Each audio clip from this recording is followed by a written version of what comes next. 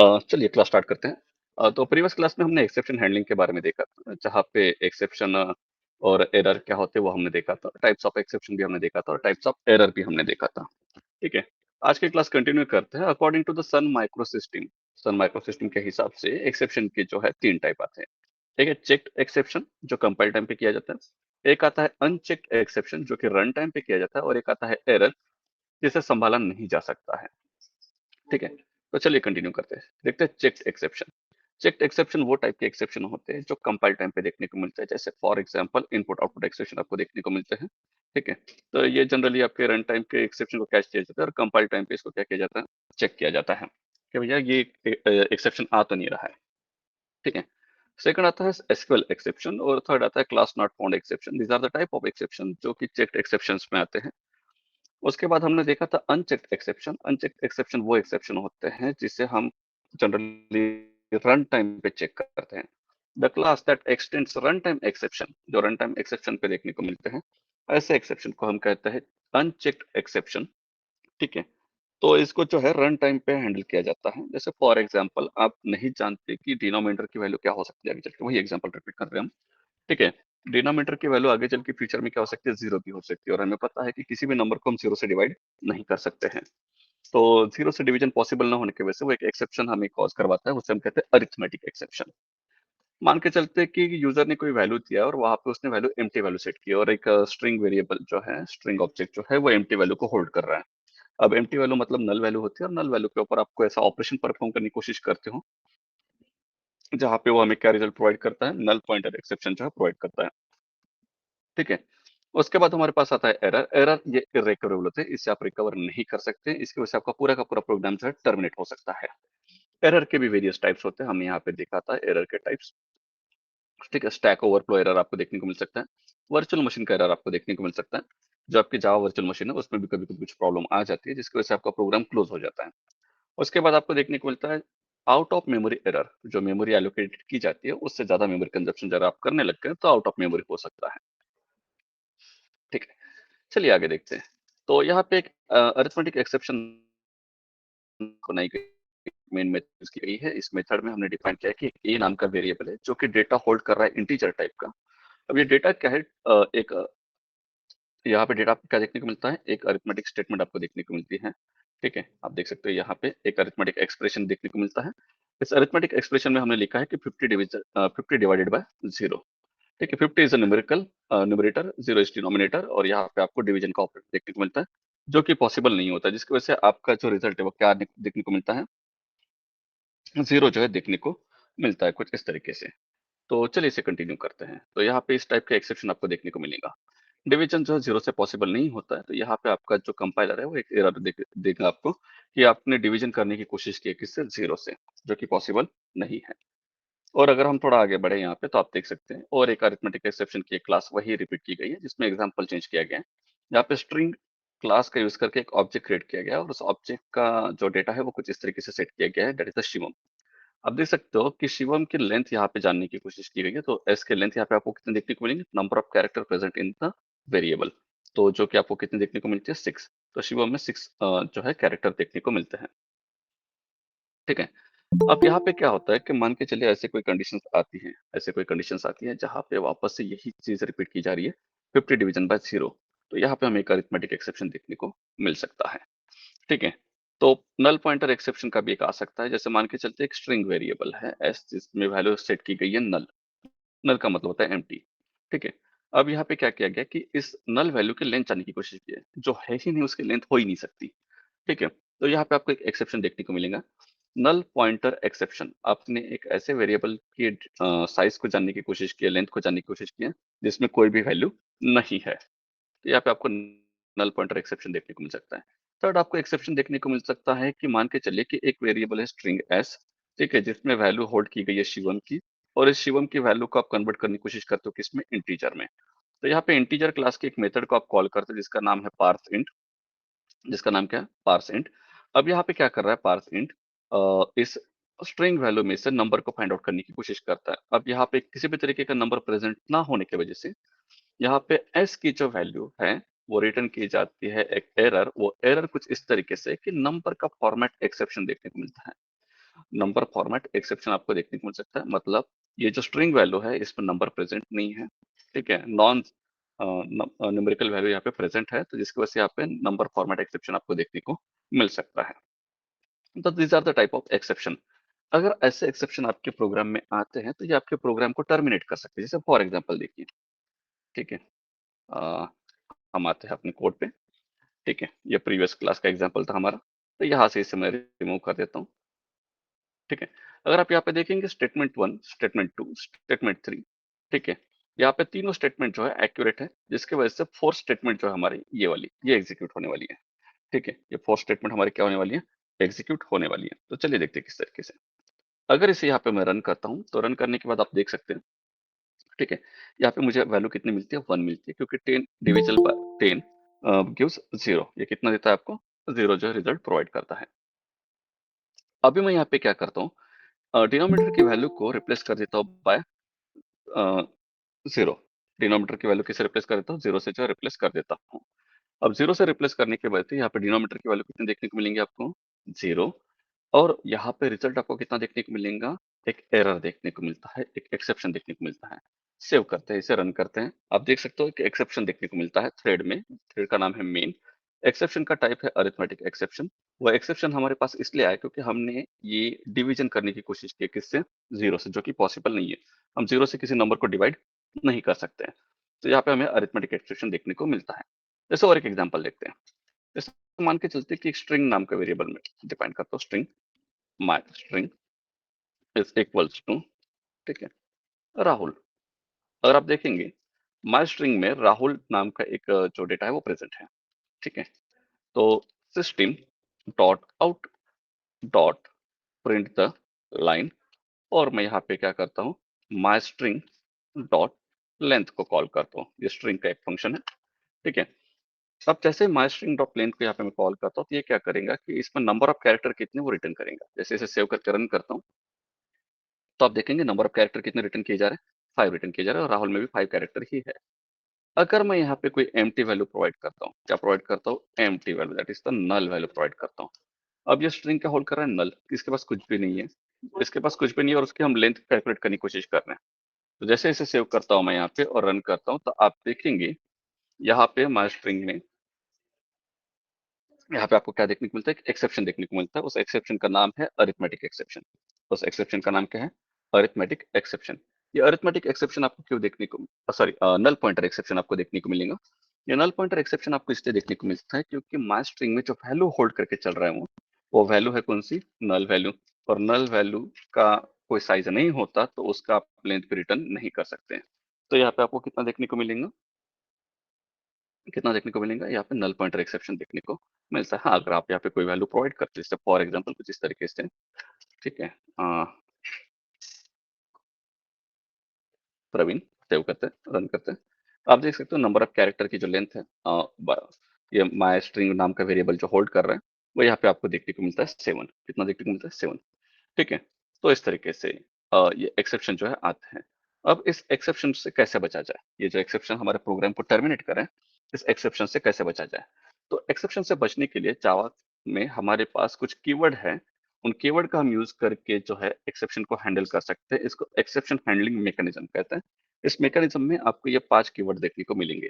एक है try, second है कैच, थर्ड है फाइनली, फोर्थ है थ्रो, और फिफ्थ आपको देखने को मिलता है थ्रोज। ट्राई का मतलब क्या होता है कि जहां पे एक्सेप्शन आ सकता है, जिस कोड में एक्सेप्शन आ सकता है उसको यहाँ पे लिखिए, उस कोड को यहाँ पे लिखिए ट्राई सेक्शन में। अगर एक्सेप्शन वो देता है तो उसको कैच कीजिए। कैच करने के बाद आपको फाइनली क्या करना है तो वो डिसाइड कीजिए। आपको फाइनली कुछ करना होगा तो आप वहाँ पे फाइनली सेक्शन में लिख सकते हैं, ठीक है। अगर आपको सिर्फ एक्सेप्शन को कैच करना है और आपको पता है किस टाइप का एक्सेप्शन आता है तो कैच करने की भी जरूरत नहीं है, आप डायरेक्टली फाइनली का भी यूज कर सकते हैं, ठीक है। थ्रो, तो मतलब एक्सेप्शन थ्रो किया जा रहा है, ठीक है। थ्रोज, एक्सेप्शन थ्रो किया जा सकता है, ठीक है। तो यहाँ पे आप देखिए जावा में ट्राई कैच ब्लॉक जो है हम यूज करते हैं बेसिकली एक्सेप्शन को कैच करने के लिए। तो यहाँ पे ट्राई का मतलब होता है वो सेक्शन जहाँ पे आपका कोड जो है एक एरर दे सकता है, एक्सेप्शन दे सकता है, ठीक है। तो Java try catch block is used to enclose the code that might give an exception. एक ऐसा सेक्शन जहाँ पे आपका कोड जो है क्या जनरेट कर सकता है, एक एरर या एक्सेप्शन जनरेट कर सकता है, उसको हम ट्राई ब्लॉक में लिखेंगे। कहाँ पे लिखेंगे, ट्राई ब्लॉक में। ट्राई ब्लॉक के बाद हम उसके साथ उसको कंटिन्यूअस करते हैं विथ कैच ब्लॉक। किसके साथ? Catch block. ठीक है। कैच ब्लॉक के साथ जैसे कंटिन्यू करते हैं वहां पे आप एक्सेप्शन लिखिएगा, ये क्लास है, और उसका एक ऑब्जेक्ट क्रिएट कीजिएगा और यहाँ पे प्रिंट कीजिएगा कि किस टाइप का एक्सेप्शन वहां पे आपको मिला है।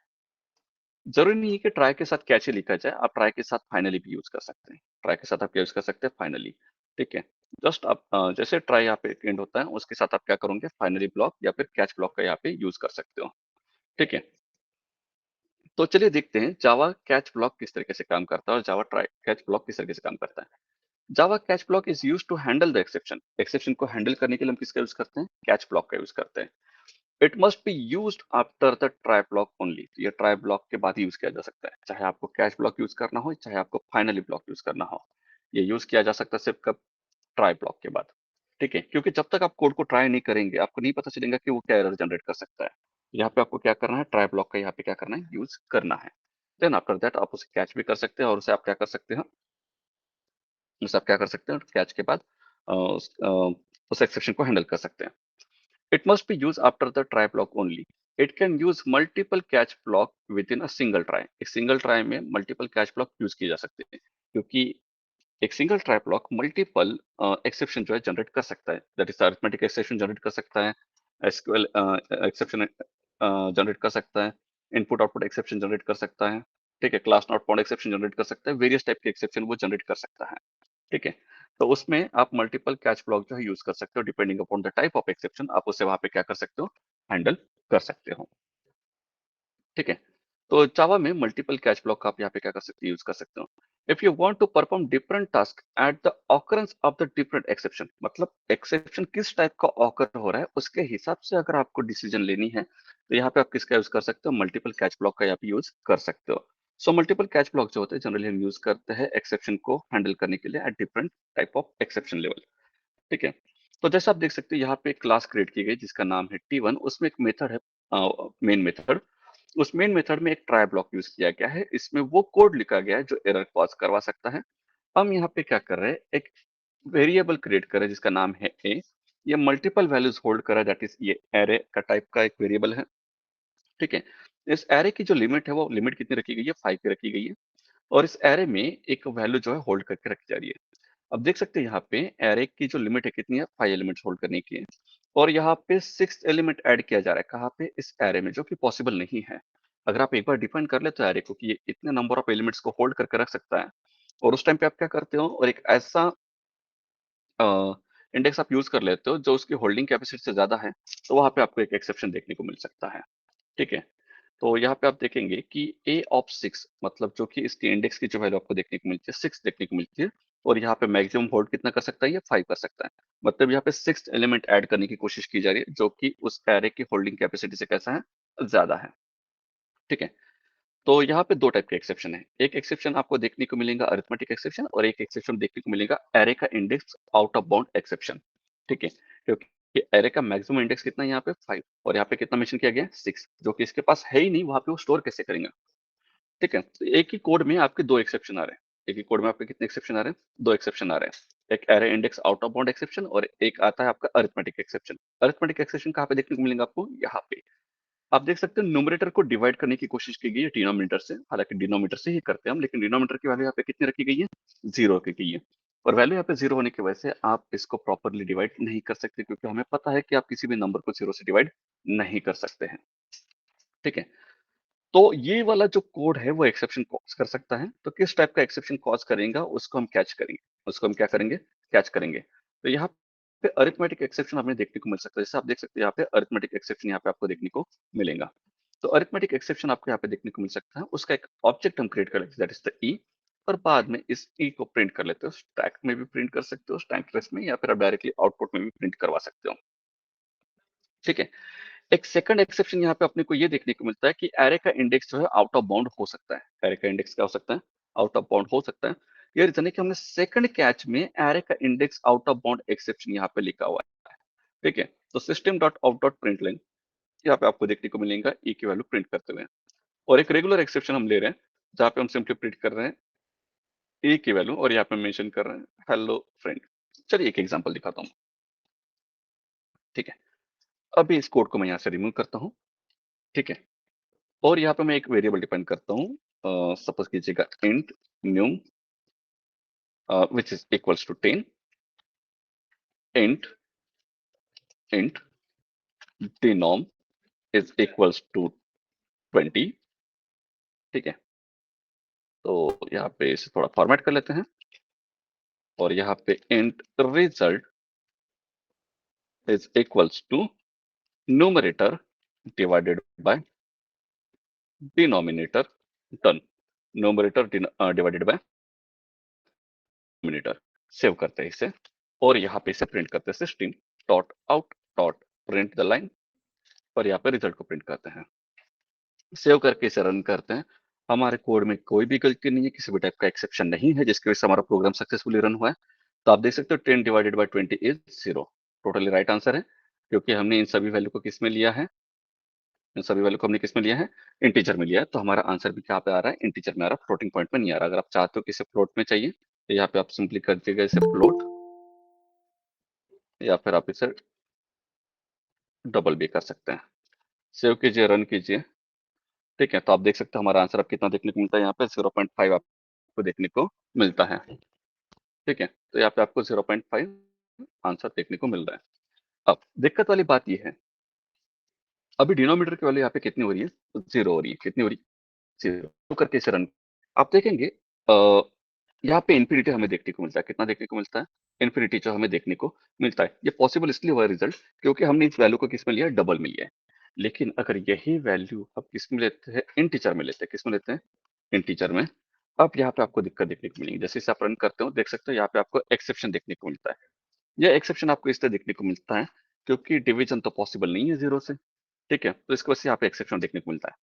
अब मुझे पता चल रहा है कि एक्सेप्शन कहाँ पे ऑकर हो रहा है, यहाँ पे ऑकर हो रहा है। यहाँ पे इस लाइन में मुझे एक्सेप्शन देखने को मिलता है। आप देख सकते हो लाइन नंबर 5, लाइन नंबर 5 क्या कॉज कर रहा है, यहाँ पे एक एक्सेप्शन कॉज कर रहा है, जिसकी वजह से मेरा प्रोग्राम रन नहीं हो रहा है।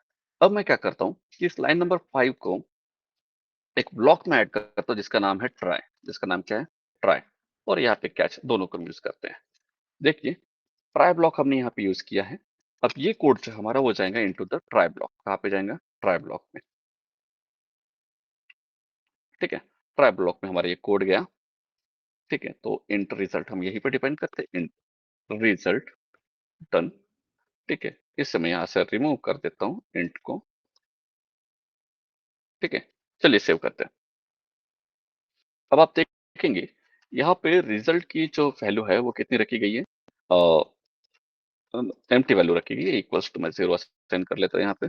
ठीक है, रिजल्ट की वैल्यू यहाँ पे कितनी, 0 है। अब यहाँ पे हम क्या कर रहे हैं कि रिजल्ट की वैल्यू अगर न्यूमरेटर और डिनोमिनेटर से डिवाइड करके अगर कोई एक्सेप्शन कॉज करवा रहा है, ठीक है, तो उस एक्सेप्शन को हम पहले कैच करेंगे यहाँ पे, और उस एक्सेप्शन को हम यहाँ पे क्या करेंगे, प्रिंट करेंगे system dot out dot print line. हम यहाँ पे एक लाइन प्रिंट करना चाहेंगे और उस एक्सेप्शन को यहाँ पे क्या कर देंगे, प्रिंट कर देंगे। सेव करते हैं और इसे अब यहाँ पे रन करते हैं। अब देखिए यहाँ पे एक्सेप्शन जो हमें देखने को मिला था, arithmetic exception dot lang dot arithmetic exception, ये एक्सेप्शन को पकड़ा गया। यहाँ पे हमने उसको मेंशन भी किया कि डिवीजन किया गया किससे, 0 से। और उसके बाद भी हमारा प्रोग्राम सक्सेसफुली रन हुआ है। यहाँ पे उसके बाद भी हमारा प्रोग्राम यहाँ पे क्या हुआ है, सक्सेसफुली रन हुआ है बिना टर्मिनेशन के, फाइनली प्रिंटिंग द 0। यहाँ पे हमारा प्रोग्राम सक्सेसफुली रन हुआ है। यहाँ पे कोई भी किसी के कारण की वजह से हमारा प्रोग्राम यहाँ पे क्लोज नहीं हुआ है। हाँ, अगर आप ये ट्राई ब्लॉक यूज नहीं करते तो यहाँ पे आपका प्रोग्राम यहीं पे टर्मिनेट हो जाता। ठीक है, तो एक एग्जांपल के लिए देखिए, system dot out dot print line,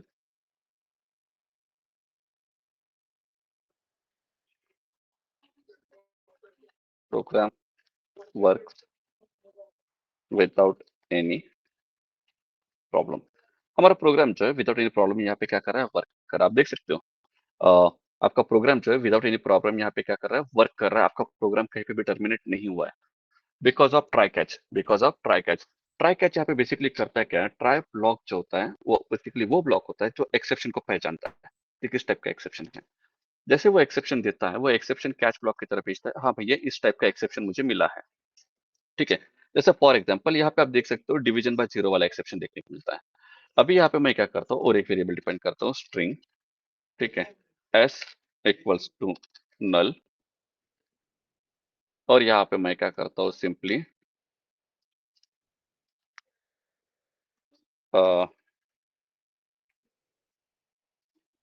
result equals to s dot length, s की जो लेंथ है वो मैं जानना चाहता हूँ। ठीक है, सेव करके इसे रन करते हैं। आप देखेंगे बिकॉज एस इज नल, तो यहाँ पे देखिए कि हमारा प्रोग्राम जो था जिस कारण की वजह से बंद हो रहा था, क्यों?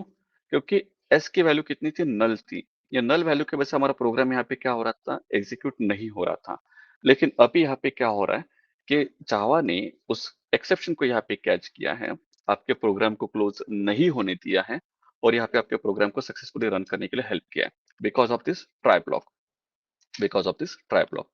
फॉर एग्जाम्पल, अगर इसी लाइन को, लाइन नंबर 8 को मैं यहाँ से रिमूव कर दूं और यहाँ पे इसको ऐड कर दूं इनटू द लाइन नंबर 7, ठीक है, अगर इसे मैं यहाँ पे सेव करूं और फिर से एक बार रन करूं तो देखिएगा मेरा पूरा प्रोग्राम क्लोज हो जाता है यहाँ पे। ठीक है, देखिए यहाँ पे मेरा प्रोग्राम प्रॉपरली रन हो रहा है क्या? नहीं हो रहा है। तो यहाँ पे एक minute,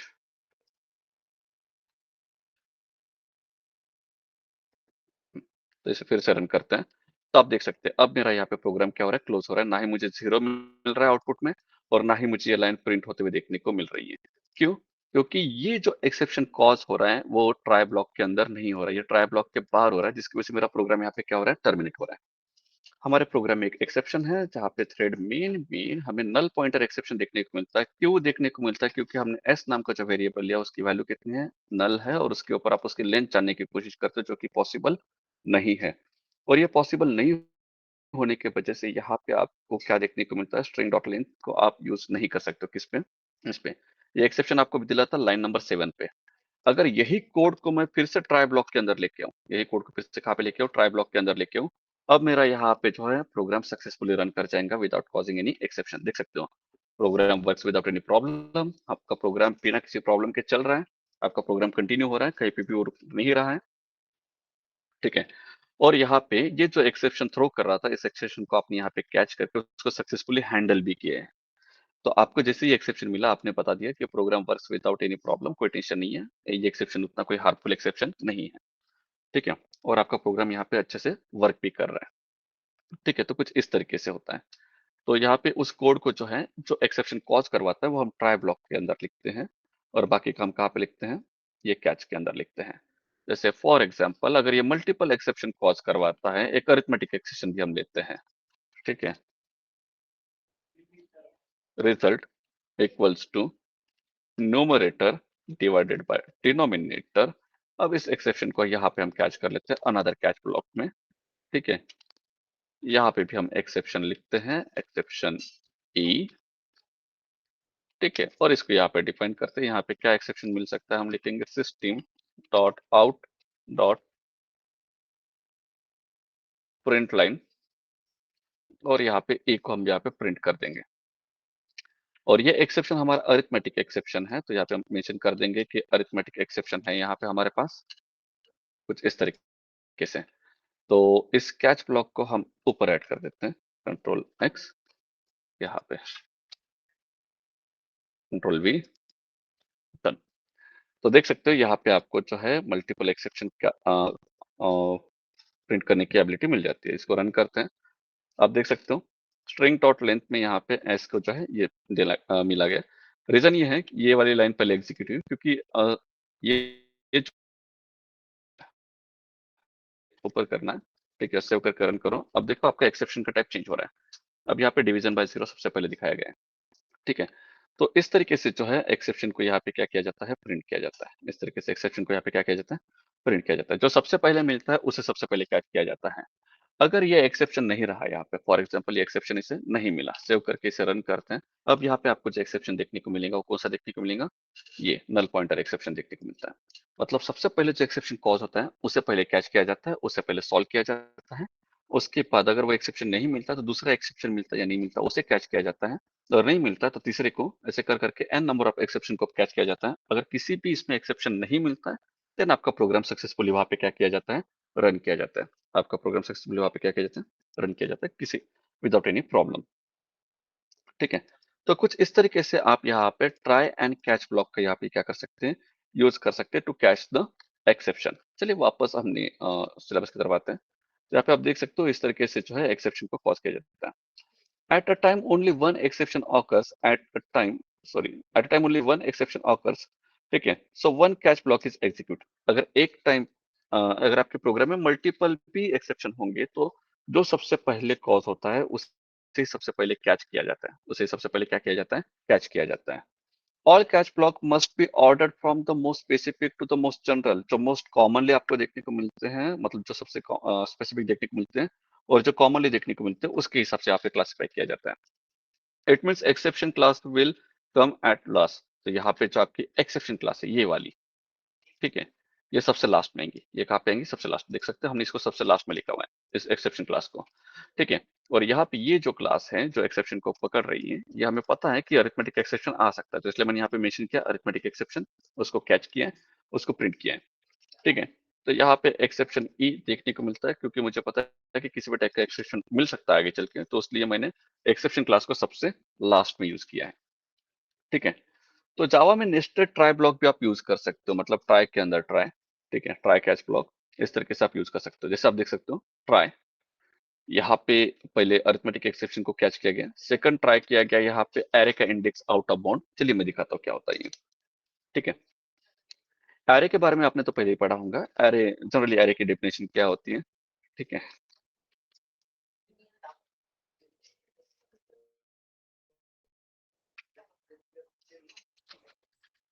array is an data type, एक डेटा टाइप होता है कि मल्टीपल डेटा को होल्ड करने के लिए उसको यूज करते हैं, ठीक है। Array holds multiple values of same data type. Same data type के वैल्यूज को होल्ड करने के लिए हम किसका यूज करते हैं, एरे का, ठीक है। तो जैसे for example int A equals to new int of size 5, यहाँ पे आप देख सकते हो, ठीक है। एक ए नाम का वेरिएबल हमने डिफाइन किया यहाँ पे, जो कि न्यू इंट है, ऑफ साइज कितना है 5, ठीक है। तो यहाँ पे आप देख सकते हो, एक मिनट, हाँ, ठीक है। तो आप यहाँ पे देखेंगे कि यहाँ पे आपको एक इंटीजर देखने को मिलता है। यहाँ पे तो मैंने इसका साइज डिफाइन किया गया और यहाँ पे मैं ए को बता देता हूँ कि ये एक एरे है, ये एक है एरे, ठीक है। अब मैं यहाँ पे क्या करता हूँ, ए ऑफ 0 में मैं एक वैल्यू असाइन करता हूँ, वो है 1। ए ऑफ 1 में मैं वैल्यू असाइन करता हूँ 2, क्योंकि एरे का इंडेक्स 1 से स्टार्ट होता है, तो यहाँ पे मैंने एरे का इंडेक्स 0 से स्टार्ट किया है, ठीक है। तो एरे का इंडेक्स 0 से स्टार्ट होता है, आपको याद रखना है। A of 2 equals to 3, a of 3 equals to 4 and a of 4 oops, is equals to 5। तो आप देख सकते हो हमारे पास यहाँ पे 5 है, ठीक है। टोटल नंबर ऑफ एलिमेंट कितने हैं, 5 minus 1 is the last index of that particular array, क्योंकि एरे का इंडेक्स किससे स्टार्ट होता है, 0 से स्टार्ट होता है। अब मैं यहाँ पे क्या करता हूँ, a ऑफ 5 करने की कोशिश करता हूँ, जो कि पॉसिबल नहीं है, जिसमें कितनी वैल्यू असाइन करता हूँ मैं, सपोज की जगह 10 असाइन करता हूँ, ठीक है। अब इसे मैं यहाँ पे सेव करता हूँ, इस सेक्शन को यहाँ से रिमूव कर देता हूँ, इस अरिथमेटिक एक्सेप्शन के, ठीक है। सेव करते और रन करते हैं, तो मुझे एक एक्सेप्शन देखने को मिलता है लाइन नंबर 10 पे। किसमें, लाइन नंबर 10 पे। क्या एक्सेप्शन है, exception in thread main Java dot lang dot arrays index out of bound. Array का इंडेक्स क्या हो गया, आउट ऑफ बाउंड। इस तरीके से हमने डिफाइन किया कि इसका लास्ट इंडेक्स कितना है, 5 है, ठीक है। तो एरे का इंडेक्स यहाँ पे आपको लास्ट इंडेक्स कितना देखने को मिलता है, 5 देखने को मिलता है। अगर एरे का इंडेक्स 5 है तो मतलब इसके total number of element hold करने की कैपेसिटी भी कितनी है, 5 ही है, ठीक है। और यहाँ पे आपको 5 देखने की वजह से यहाँ पे ये एलिमेंट होल्ड हो सकता है, ये सेकंड, ये थर्ड, ये फोर्थ, ये फिफ्थ। तो इसने 5 एलिमेंट्स को होल्ड करके रखा है। लेकिन आपने यहाँ पे क्या किया, एरे एक सिक्स एलिमेंट भी होल्ड करना चाहता है, जो कि पॉसिबल नहीं है, क्योंकि एरे की लिमिट कितनी है, 5 की है। और यहाँ पे आप सिक्स एलिमेंट होल्ड करने की कोशिश करते हो, जो कि पॉसिबल नहीं होने की वजह से हमें जो है कंपाइलर जो है वो एक एरर देता है। वो एरर क्या दिया जाता है, यहाँ पे देखिए, Java dot lang dot array index out of bound. Array का इंडेक्स जो है वो क्या हो चुका है, आउट ऑफ बाउंड हो चुका है, ठीक है। ये एक एक्सेप्शन है, ये इसलिए दिखाया जाता है क्योंकि एरे में होल्ड करने की कैपेसिटी से ज़्यादा एलिमेंट्स को होल्ड किया जा रहा है। तो ये रीज़न है कि यहाँ पे एरे का इंडेक्स क्या बताया जा रहा है? आउट ऑफ बाउंड बताया जा रहा है। अब मैं यहाँ पे क्या करता हूँ, मुझे पता है कि लाइन नंबर 10 पे ये एरर है, तो इसे मैं यहाँ पे क्या करता हूँ, ट्राई ब्लॉक पे डाल देता हूँ। जैसे फॉर एग्जाम्पल यहाँ पे मैं सिंपली प्रिंट करता हूँ system dot out dot print line और यहाँ पे मैं क्या करता हूँ, सिंपली हेलो प्रिंट करता हूँ। सिंपली क्या प्रिंट करता हूँ? हेलो। सेव करते हैं, जैसे इसे मैं रन करूंगा आपको पता है यहाँ तक कि मेरा कोड सही है। फिफ्थ में यहाँ पे एक एक्सेप्शन कॉज हो रहा है, उस एक्सेप्शन की वजह से मेरी लाइन नंबर 11 जो है वो प्रिंट नहीं हो पा रही है, जिसकी वजह से पूरा का पूरा मेरा प्रोग्राम यहाँ पे क्या हो रहा है? टर्मिनेट हो रहा है। सेव करके इसे जैसे रन करता हूँ, देख सकते हो मेरा यहाँ पे पूरा का पूरा प्रोग्राम टर्मिनेट हो गया। अब वो लाइन नंबर 10 के बाद बढ़ा ही नहीं आगे। देख सकते हो लाइन नंबर 10 पे एरर आने की वजह से उसके बाद वो आगे बढ़ा ही नहीं। अब मुझे क्या करना है कि ये हेलो को प्रिंट करना है, लेकिन इस एक्सेप्शन को अगर आता भी है तो भी और नहीं आता है तो अच्छी बात है। अगर ये एक्सेप्शन आता है तो भी मुझे हेलो को प्रिंट करना है, अगर नहीं आता है तो अच्छी बात है। तो देखिए किस तरीके से, ठीक है। तो यहाँ पे मैं क्या करता हूँ, ट्राई ब्लॉक लेता हूँ, ठीक है। यहाँ पे क्या लेता हूँ, ट्राई ब्लॉक। ये हो गया ट्राई ब्लॉक। इस ट्राई ब्लॉक में इस लाइन को मैं यहाँ पे ऐड कर देता हूँ, ठीक है। और यहाँ पे ये एक्सेप्शन आता है या नहीं आता है तो उसमें फाइनली मैं ये ब्लॉक ऐड कर देता हूँ इस तरीके से।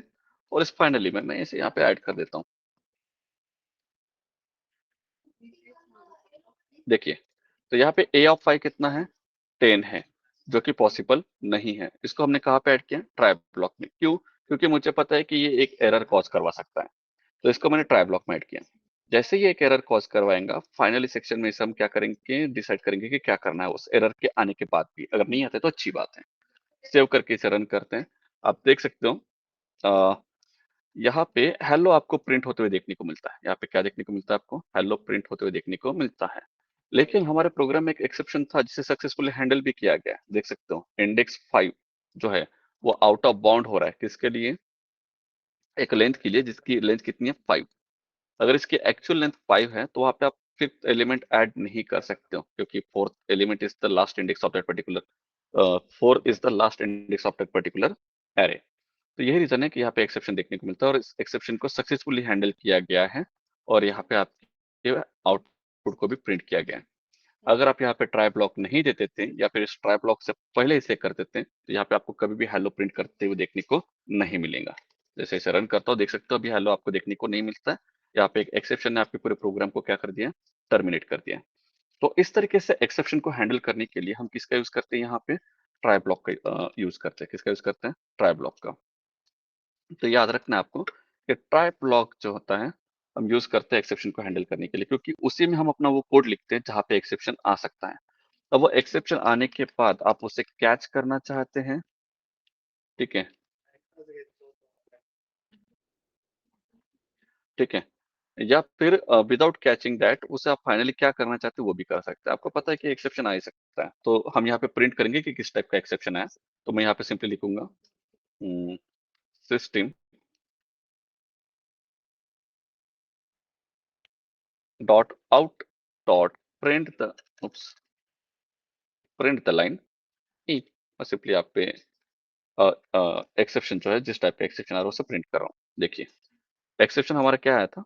एरे का जो इंडेक्स था वो आउट ऑफ बाउंड हुआ था, ठीक है, क्योंकि एरे की लेंथ 5 थी और हमने वहां पे 6th एलिमेंट ऐड करने की कोशिश की है, जिसके वजह से यहाँ पे जो हमें एरर देखने को मिलता था। उस एरर को हमने हैंडल करके सक्सेसफुली आउटपुट को यहाँ पे क्या किया है? प्रिंट किया है।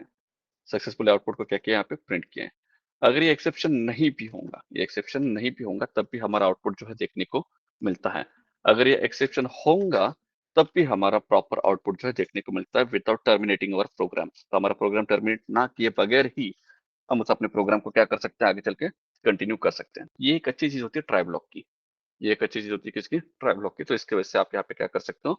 एक्सेप्शन को हैंडल कर सकते हो, ठीक है। चलिए कंटिन्यू करते हैं। तो यहाँ पे देखिएगा finally blocks. Java finally block is use for is to execute the important code. Important code को अगर आपको एग्जीक्यूट करना है तो हम वहाँ पे फाइनली ब्लॉक का यूज करते हैं। मुझे पता है कि एक्सेप्शन आए या ना आए, ये कोड तो क्या होना चाहिए? एग्जीक्यूट होना चाहिए। तो उसको मैं फाइनली में ऐड करूंगा। कहाँ पे ऐड करूंगा? Finally. Java finally block is always executed whether the exception is handle और नॉट। अगर एक्सेप्शन मिलता है तो उसे हैंडल किया जाएगा, अगर नहीं मिलता है तो हैंडल नहीं किया जाएगा, लेकिन तब भी आपका आउटपुट क्या देखने को मिलता है, प्रिंट होते हुए देखने को मिलता है। दैट इज अगर आपको ऐसा कोड चाहे एक्सेप्शन आए या फिर ना आए, लेकिन उसे क्या करना है, एग्जीक्यूट करना है, तो ऐसे इसमें आप किसका यूज कर सकते हो, फाइनली ब्लॉक का आप यूज कर सकते हो। Java finally block follows try and catch block. तो ये ट्राई ब्लॉक के बाद भी आप डायरेक्टली लिख सकते हो या फिर ट्राई एंड कैच के बाद भी आप इसे लिख सकते हो, कोई प्रॉब्लम नहीं है। ठीक है। We use finally block to close connection in general. तो जैसे कनेक्शन होते हैं, जैसे आप किसी सर्वर के साथ कनेक्टेड हो, ठीक है, तो सब कुछ एक्सेप्शन हैंडल करने के बाद आप चाहते हो कि वो कनेक्शन जो है वो हैंडल, सॉरी, कनेक्शन जो है क्या करना है, क्लोज करना है, तो ऐसे वक्त में आप उसे क्या कर सकते हो, क्लोज भी कर सकते हो। ठीक है। तो इस तरीके से यहाँ पे आप क्या कर सकते हो, एक्सेप्शन को हैंडल कर सकते हो। तो फाइनली ब्लॉक इंपॉर्टेंट है, चाहे आपके कोड में गलती हो या फिर ना हो, और आप चाहते हो कि उस कनेक्शन को जिससे आप कनेक्टेड हो अभी, ठीक है, उसे क्लोज करना है, तो आप यहाँ पे किसका यूज कर सकते हो, फाइनली ब्लॉक का यूज कर सकते हो। ये सबसे इंपॉर्टेंट है। ठीक है। तो इस तरीके से यहाँ पे एक्सेप्शन हैंडलिंग जो होती है जावा में, वो यहाँ पे कंप्लीट हुई है। इसमें किसी को कुछ पूछना है?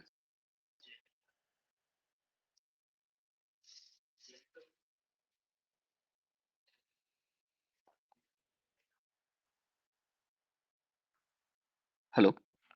इस कोड में किसी को कुछ पूछना है?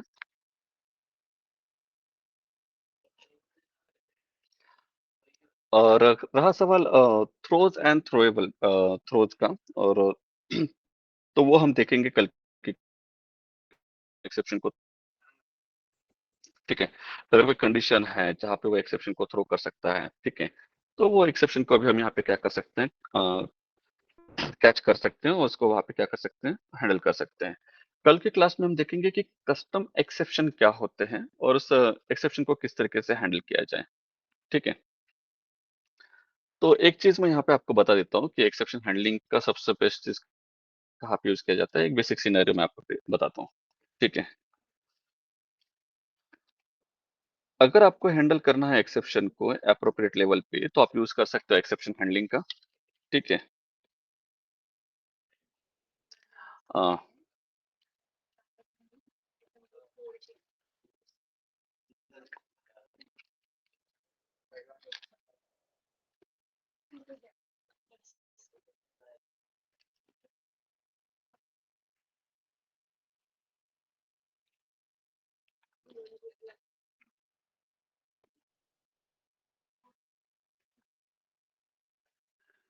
हाँ, देखिए, तो यहाँ पे हम जो एक्सेप्शन कॉज करते हैं ना, कि यहाँ पे एक्सेप्शन के टाइम पे हैंडल करने के बाद वहाँ पे क्या प्रिंट करना है वो हम लिखते हैं।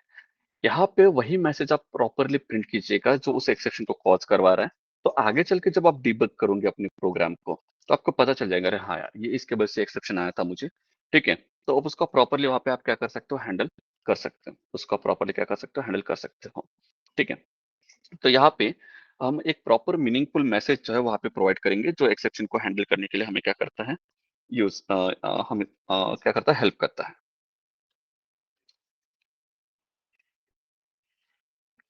ठीक है। और आगे चल के अगर आपको कुछ रिसर्च को क्लीन अप करना है, फाइल को डिलीट करनी है, फाइल को क्लोज करना है, या फिर किसी कनेक्शन को क्लोज करना है, तो we can use the finally block to close the resource. तो रिसोर्स को क्लोज करने के लिए यहाँ पे आप किसका यूज कर सकते हो, फाइनली ब्लॉक का यूज कर सकते हो। ठीक है, रिसोर्सेस। ओके। तो रिसोर्सेज को क्लोज करने के लिए आप फाइनली ब्लॉक का यूज कर सकते हो, जो कि आपको अनएक्सपेक्टेड रिजल्ट से बचाएगा। फॉर एग्जांपल, गलती से आपने फाइल को सेव किए बगैर ही क्लोज कर दिए, तो उसका डेटा डिलीट होने के चांसेस हो सकते हैं। कोई कनेक्टेड नेटवर्क से आप, मतलब किसी नेटवर्क से आप कनेक्टेड हो, किसी डेटाबेस से आप कनेक्टेड हो, डेटाबेस को प्रॉपरली आपने क्लोज नहीं किए और डायरेक्टली कनेक्शन को आपने क्लोज कर दिए, तो डेटा लॉस होने के चांसेस हो सकते हैं। तो जनरली हम फाइनली ब्लॉक तभी यूज करते हैं, मतलब फाइनल ब्लॉक का यूज करते हैं किसके लिए, उस कनेक्शन को क्लोज करने के लिए या फिर उस फाइल को क्लोज करने के लिए, जो आपको हेल्प करता है कि आपका प्रोग्राम क्लोज होने से पहले उस कनेक्शन को या फिर फाइल को प्रॉपरली क्लोज कर दें। ठीक है। तो ऐसे वक्त में यहाँ पे आप किसका यूज कर सकते हो, एक्सेप्शन हैंडलिंग का यहाँ पे यूज कर सकते हो। तो एक्सेप्शन हैंडलिंग अलग अलग केसेस में यूज किया जा सकता है। ठीक है। तो ये एक है जो आप देख सकते हो कि एक्सेप्शन हैंडलिंग किस तरीके से यूज़ किया जाता है, ठीक है? कल हम देखेंगे कि एक्सेप्शन को कैसे थ्रो किया जाए, तो थ्रो कीवर्ड के थ्रू हम जो है वो देखेंगे कि एक्सेप्शन को किस तरीके से थ्रो किया जाए और थ्रोज़ के बारे में देखेंगे कि ये थ्रोज़ क्या होता है और थ्रो क्या होता है, ठीक है? तो आज के क्लास में हम इतना ही रखते हैं। किसी को कुछ पूछना है अभी? एक्सेप्शन के बारे में यहाँ पे जो हमने एक्सेप्शन के बारे में देखा था। हाँ, अलग-अलग टाइप के एक्सेप्शन जो है वो हम देखेंगे कब जब हम उस पर्टिकुलर सिनेरियो को क्रिएट करेंगे। जैसे एसक्यूएल के साथ डेटाबेस के साथ कनेक्शन करना है हमें या फिर फाइल के साथ जब हम करेंगे कंटीन्यूअस क्योंकि यहाँ पे हमारे पास ये जो बाकी के रिमेनिंग चैप्टर है, यहाँ पे आप देख सकते हो इनपुट-आउटपुट। इनपुट-आउटपुट ऑपरेशन परफॉर्म करते टाइम आप किस तरीके से वहाँ पे क्या कर सकते हो, एक्सेप्शन को हैंडल कर सकते हो वो हम देखेंगे, ठीक है? तो वेरियस मेथड्स होते हैं इनमें, उन मेथड्स को हम देखेंगे, ठीक है? तो यहाँ पे हम ट्राई ब्लॉक का यूज़ करेंगे प्रॉपर्ली फाइल को ओपन करने के लिए, अगर पहले से वो फाइल क्रिएटेड है तो उसके हिसाब से क्या करना है, ठीक है? तो फाइनली ब्लॉक में किस तरीके से उसे क्लोज़ करना है फाइल को, ठीक है? तो यहाँ पे आप देख सकते हैं फाइनली ब्लॉक में नहीं क्या प्रॉपर्ली फाइल को क्या किया जाता है, क्लोज़ किया जाता है, ठीक है? एक बार आपने फाइल में राइट कर दिया, तो उसको फाइनली ब्लॉक में हम उसे क्या कर देते हैं, क्लोज़ कर देते हैं,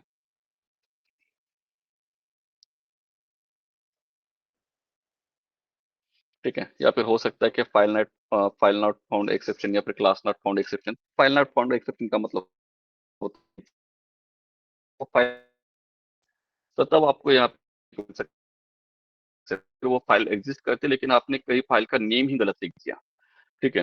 तब भी हो सकता है। फाइल को डिलीट करने टाइम पे भी यहाँ पे आपको अच्छे से ध्यान रखना पड़ता है, ठीक है? तो ये चीज़ आपको देखने को मिलेंगी और सबसे लास्ट टॉपिक इसी चैप्टर का हम जो देखने वाले हैं जावा का डेट एंड टाइम एपीआई। ये किस तरीके से हम इसे यूज़ कर सकते हैं और इसका यूज़ करके किस तरीके से हम जो है डेट को मैनिपुलेट कर सकते हैं, ठीक है? तो चलिए आज की क्लास में इतना ही रखते हैं, बाकी का हम जो है कल की क्लास में देखेंगे। यहाँ पे किसी को कुछ पूछना है अभी?